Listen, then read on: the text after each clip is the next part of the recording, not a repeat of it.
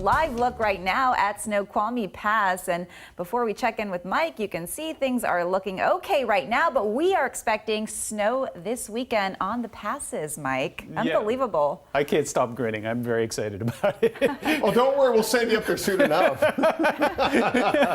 Well, snow levels are going to drop down to about 2,500 feet this weekend. So what that means is it will be below pass level. I haven't seen any indications so far that there's going to be a problem on the roads, but we'll stay on top of that through the weekend. I'll tell you more about that in a moment, but just want to dovetail on top of what we were just talking about a moment ago. In case you didn't hear, we are setting clocks back Sunday morning at 2 a.m. And as we mentioned earlier, yes, Sunday morning you'll get that joyous opportunity to go around and see which ones updated and which ones didn't. For me, it's going to be the stove and the car and whatever else I figure out on Sunday morning. Here's a look from Mount Rainier in Paradise. If you were with us a couple days ago, we saw the parking lot completely clean and clear. Now we're seeing those snow levels dropping to about 4,000 feet today. And as I mentioned earlier, they'll get down to about 2,500 feet as we go through the weekend. I'll show you the mechanics behind that in a moment. But yeah, that looks good, and it's going to look even better this weekend. So snow levels will make a gradual drop by the time we get to Saturday, 3,000 feet. Remember, Snoqualmie Pass is just above 3,000 feet at 3,022.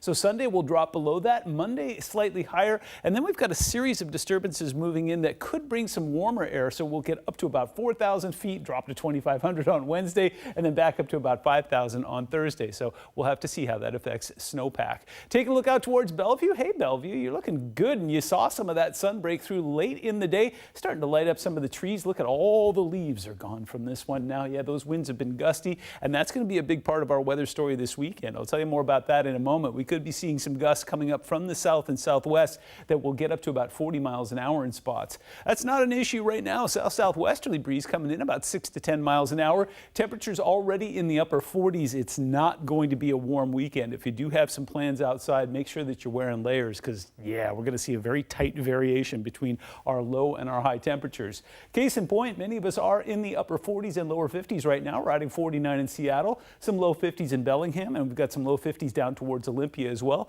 50 currently for our friends on the Olympic Peninsula. Taking a break tonight, so if you do have some evening plans, if you want to take a stroll, again, put on a couple layers and head out there. It will be breezy, but nothing compared to what we'll see starting on Saturday, and overnight temperatures will ride in a tight line between the upper 40s and the lower 50s. Tonight, a dry break. Tomorrow, it's going to be breezy with some showers that'll move throughout the day, and overall, it's going to be a cool, wet, windy weekend.